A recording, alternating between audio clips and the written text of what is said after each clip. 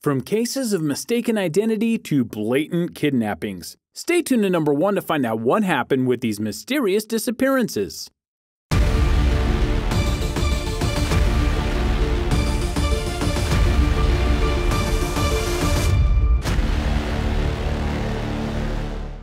Number 10. Brandon Lawson. Brandon Lawson was a 26-year-old father of 4 from San Angelo, Texas. Brandon had a fight with his girlfriend one evening in 2013 and drove off into the night.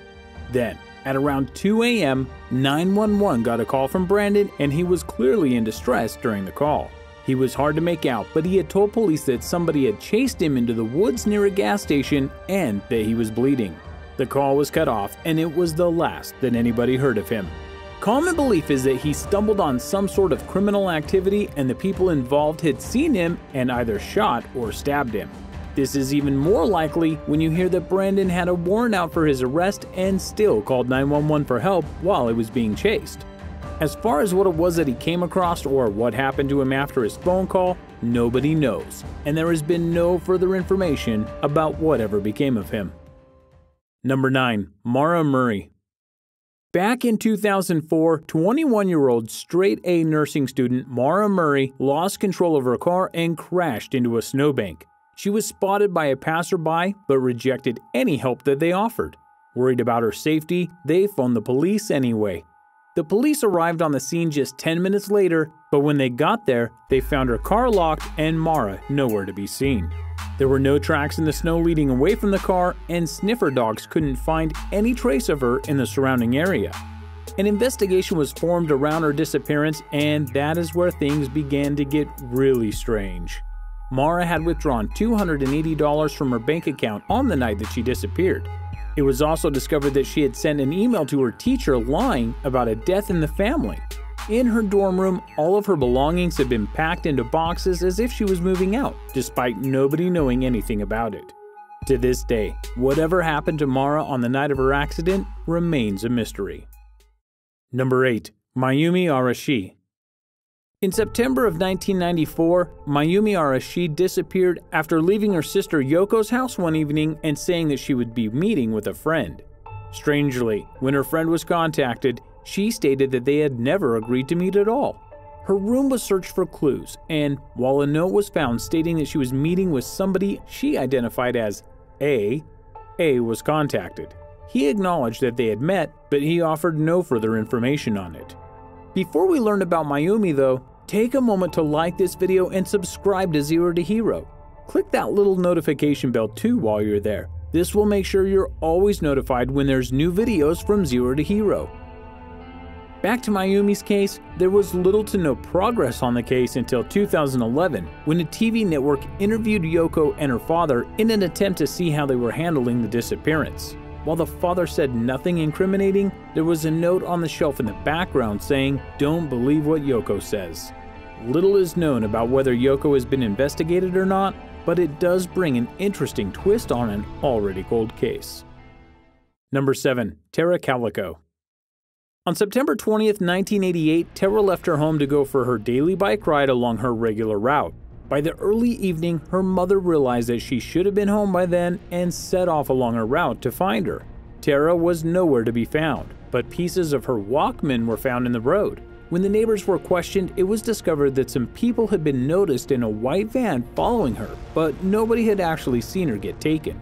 9 months after her disappearance, a mysterious Polaroid was found in a parking lot that showed a young woman and a young boy tied up and gagged with black duct tape. Although the boy was never identified, Tara's parents identified her as the girl in the photo because of a scar on her leg that she had obtained in a car accident as a child. 20 years after Tara's disappearance, Valencia County Sheriff Rene Rivera claimed to know who had taken Tara, but that she had no evidence to bring them in or prosecute them. Number 6. The Schultz Family. In 2015, the Schultz family, consisting of the father Marco, the mother Sylvia, and their daughter Miriam, disappeared from their home, and only one of them was ever seen again. On July 24th, Sylvia's boss reported her as missing, and the very same day, the police went to their house to investigate what might have happened. The family was nowhere to be found, and there were no signs to suggest that the family had left for a vacation. The only thing missing was their daughter's favorite stuffed animal. Then, on the 31st of July, the body of Marco was discovered in the Elbe River with a 25-kilogram slag of concrete wrapped around his legs. No suicide note was ever discovered, but some believe that Marco killed his wife and child and then himself. However, many believe that he would not have been able to hide the body so well that they would never have been found by police, and believe that they might still be alive. So far at least, what became of Sylvia and Miriam remains a mystery. Number 5. Virginia Carpenter. Way back in June of 1948, college student Virginia Carpenter caught a cab to her dorm from the train station, where she had just arrived in Denton from Texarkana. As she unpacked her luggage, however, she noticed that she had left a bag at the station and went back to fetch it. Her bag had not arrived yet, so she went back to her dorm again, where the cab driver saw her get into a yellow convertible with some men that she seemed to know. From there, she disappeared. But not in the way you might expect. She was spotted several times over the following days. At first, in the convertible with the men, but then later she was seen at a train station looking extremely nervous. She was meeting an unknown man, but left just moments before someone phoned the station looking for a woman named Virginia Carpenter. The last known sighting of her was outside of Chino, Texas, where she was picked up by a group of people. She seemed dirty and hungry and told them that her name was Virginia and that she was a runaway. They dropped her off at her destination and she has never been seen again. Number 4. The Lighthouse Keepers. When Captain James Harvey arrived at a lighthouse on a small island in Scotland during December 1900, he found the lighthouse completely empty, which was strange, because there were supposed to be 3 men on duty at the time. Stranger still was the fact that there was a half-eaten meal left on one of the tables and that 2 of the 3 raincoats were missing. Paired with a knocked-over chair, it seemed as if they may have left in a hurry. In the logbook, it was found that one of the lighthouse keepers had written that the lighthouse was being berated by strong winds and rough seas, and that the other 2 lighthouse keepers were acting strangely. One had been extremely distant, and the other had supposedly been crying uncontrollably for days. The reports of bad weather continued for 3 days before finally subsiding on the 4th. The last entry in the logbook stated, "The storm has ended, God is over all." That alone is something of an ominous statement. But stranger still was the fact that weather patterns for the area were checked, and it was discovered that the area had clear skies and calm seas over that period. Number 3. Bobby Dunbar. In August of 1912, Percy and Leslie took their 2 sons, Bobby and Alonzo, on a family trip to Lake Swayze in Louisiana. On that date, 4-year-old Bobby disappeared from beside the lake, and 8 months later, police found a boy they believed to be Bobby in the custody of another man named William Chantwell Walters. Walters insisted, however, that the boy was his own son named Bruce, and a lengthy court case ensued, with both Walters and the Dunbars claiming the boy as their own. Eventually, custody was given to the Dunbars and Walters was arrested and thrown into jail for kidnapping.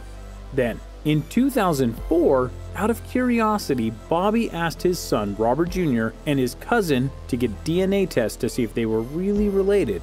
And amazingly, when the results came back, it was discovered that the 2 boys were not related at all, meaning that Bobby and his brother Alonzo were not actually brothers.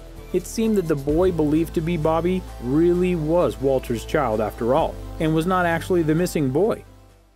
Number 2. Johnny Gosch. The story of Johnny Gosch is an interesting one. Johnny was a 12-year-old boy who was kidnapped during his newspaper route in West Des Moines, Iowa back in 1982. His parents began getting phone calls from neighbors complaining that their papers had not been delivered yet, so his parents began searching for him, but there was no trace of him to be found. 6 months later, a woman was confronted by a young boy who screamed that he was Johnny Gosch and that he had been kidnapped. The boy was then grabbed by 2 men and taken away before anything could be done. 15 years after that, in 1997, Johnny's mother claimed that he had visited her in the early hours one morning. She stated that he was accompanied by a man that she didn't recognize and that any time before Johnny spoke, he looked at the man for approval on whether he could speak. He told her that he was still in danger, but refused to tell her where he was staying. They visited for just an hour before leaving with the man, and Johnny was not seen again since. Number 1. The Hydes. Glenn and Bessie Hyde were newlyweds who had decided to spend their honeymoon going down the rapids in the Colorado River through the Grand Canyon. If they were successful, Bessie would be the first woman in history to successfully navigate the rapids. Unfortunately, however, after they left the supply station at Hermit Rapids, they were never seen again.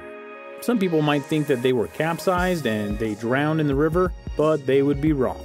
Their raft was discovered a month later, floating right way up and completely undamaged. It was still even fully stocked, as if they had just jumped overboard and never came back. Even stranger still, Bessie's journal was found in the boat and had a log in it stating that they had reached as far as mile 231.